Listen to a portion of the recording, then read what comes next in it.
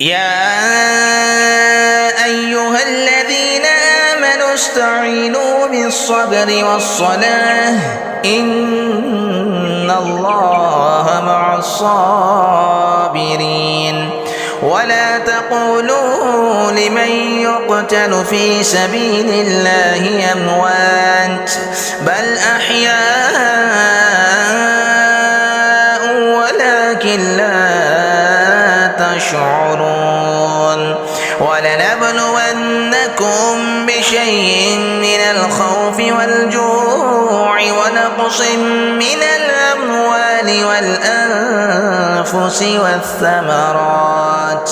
وبشر الصابرين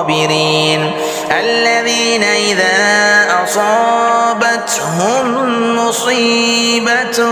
قالوا إنا لله وإنا إليه راجعون أولئك عليهم صلوات من ربهم ورحمة وأولئك هم المهتدون إن الصفا والمروة من شعائر الله فمن حج البيت أو اعتمر فلا جناح عليه أن يطوف بهما ومن تطوع خيرا فإن الله شاكر عليم إن الذين يكتمون ما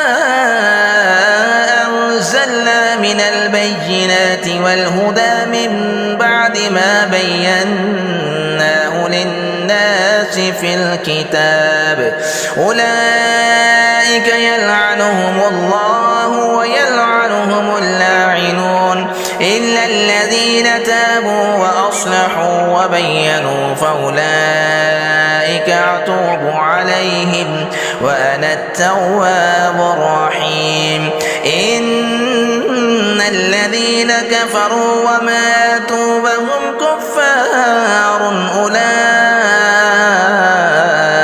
عليهم لعنة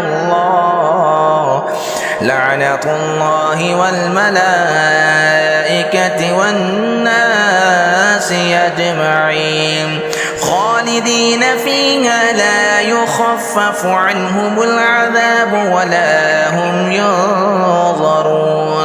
وإلهكم إله واحد لا إله إلا هو الرحمن